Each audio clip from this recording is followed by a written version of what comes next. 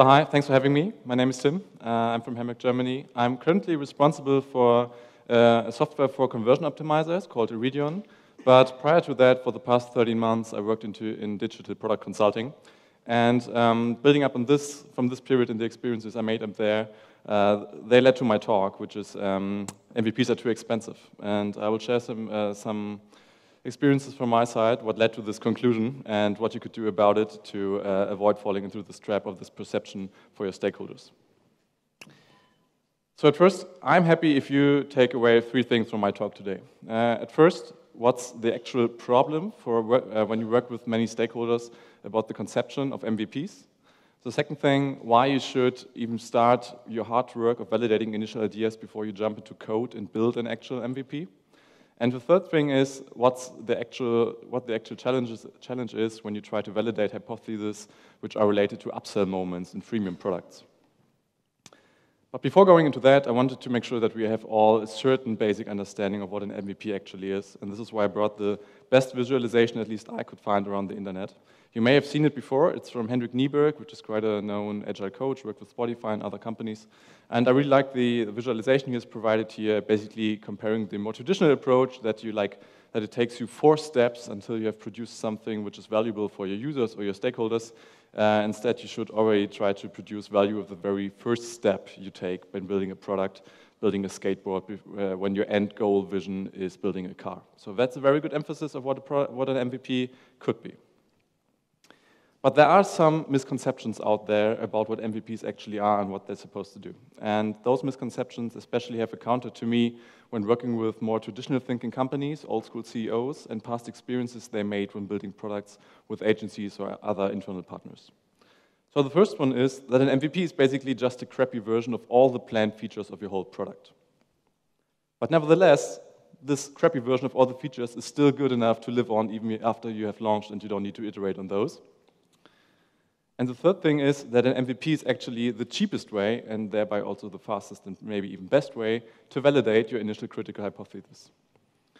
And if you look at those 3 misconceptions, I think it's rather easy to understand why some more traditional thinking companies and CEOs are reluctant to the concept of MVPs and building MVPs, and they don't want to build MVPs, which leads to the approach Adam lined out this morning, that MVP products are bloating up and really become those high polished things, and people are fearing to launch them actually.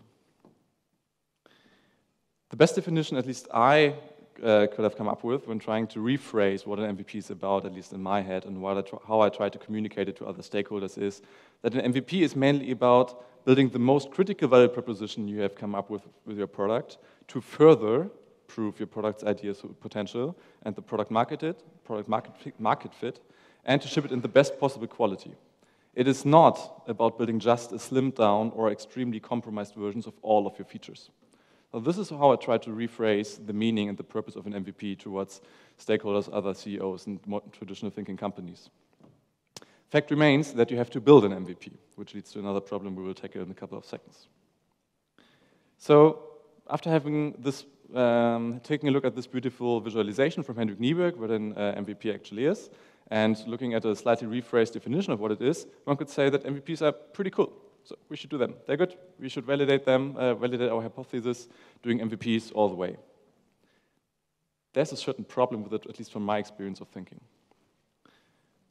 And this is that even when building an MVP, like having all the aspects in mind, they're still too expensive. What do I mean with too expensive? I mean by that they're always, no matter how lean you approach an MVP, there are 2 costs of building an MVP. On the one side, you have the cost of actually building an MVP, and on the other hand, you have the cost of waiting for the MVP to arrive and the result and the validation which you desire to come from it. How does that align? So if you split product development into 2 tracks, most of you are probably already familiar with. Most commonly, it's the product discovery track and it's the product delivery track. And there's certain roles within your company which are involved to a certain degree in either of those tracks. So on the product discovery track, you mainly have the product manager, you have a product design person, may even have a tech lead, or you have a business owner being involved in validating what's the next hypothesis, how to validate those, how to get along, how to move forward, and put them later on in delivery. those are the people who are producing the cost of waiting, because they are doing maybe some validation, but in the very end, they wait for the MVP to arrive and for the validation results to come in. On the product execution side, on the delivery track, so to say, you of course also have the product manager to a certain degree, you have also the product designer, and you have the development team. And it's, in most cases, definitely the development team which is most busy building your MVP, thereby they produce those costs of building the actual MVP. So those are the two costs which are always involved and go hand in hand when you try to launch an MVP and bring it to market.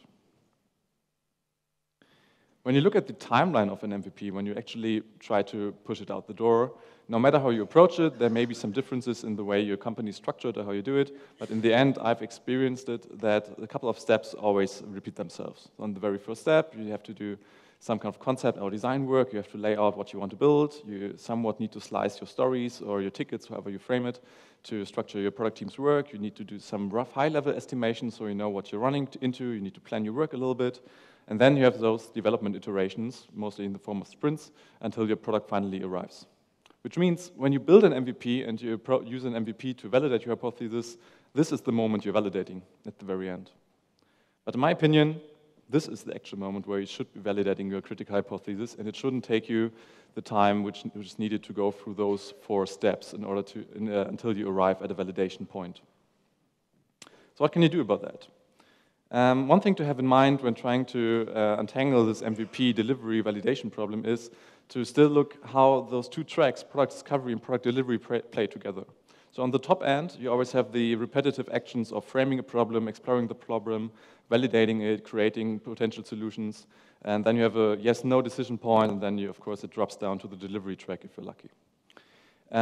So even though those tracks mainly go in parallel and maybe they're pretty much intertwined regarding the actions which are taking place, there's one common pitfall I see product people stepping in, which is that they take it for granted that everything which they discover on the discovery track needs to go into delivery.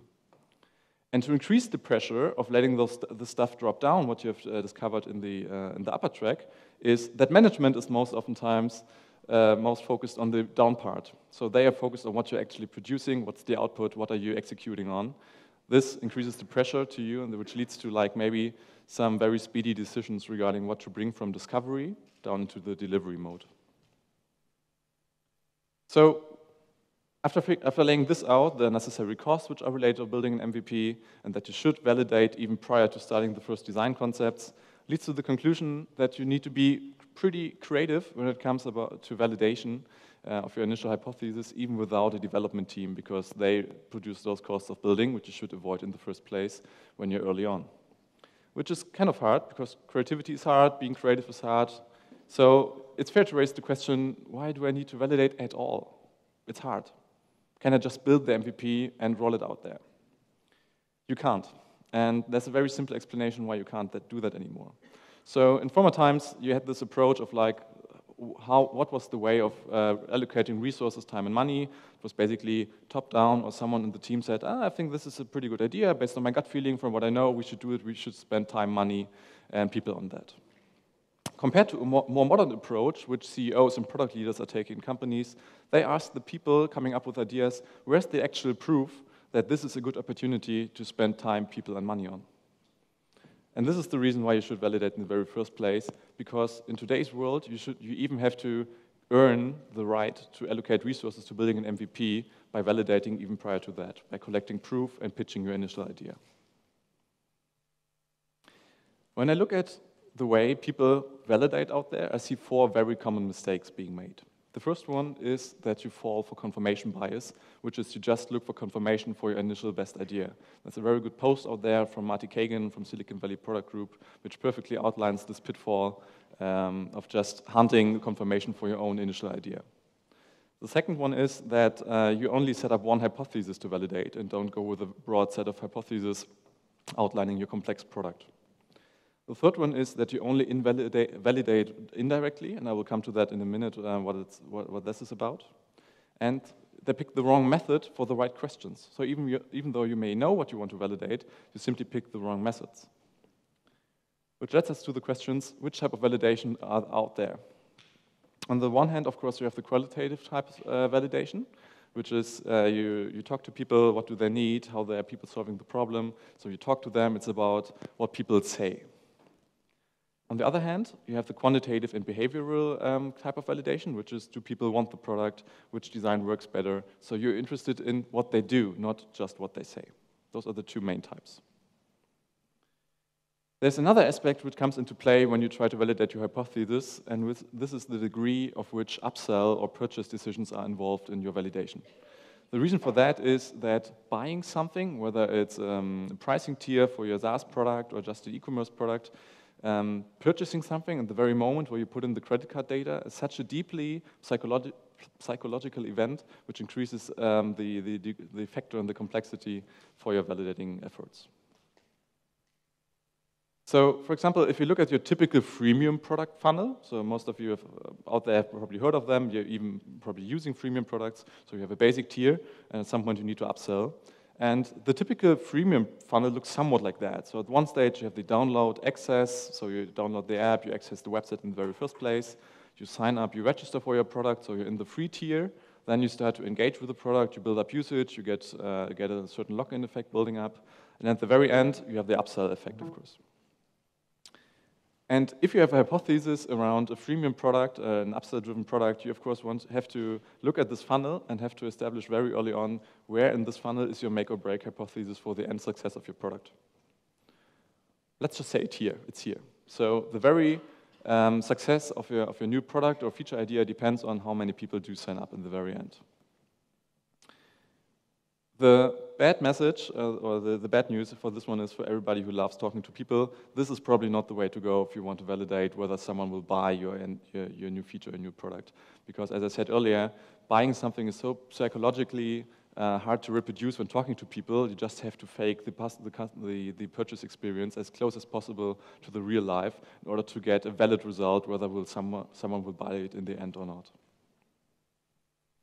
So some examples you may have heard of or may have even not. Of course, you can do something like a pre-order MVP.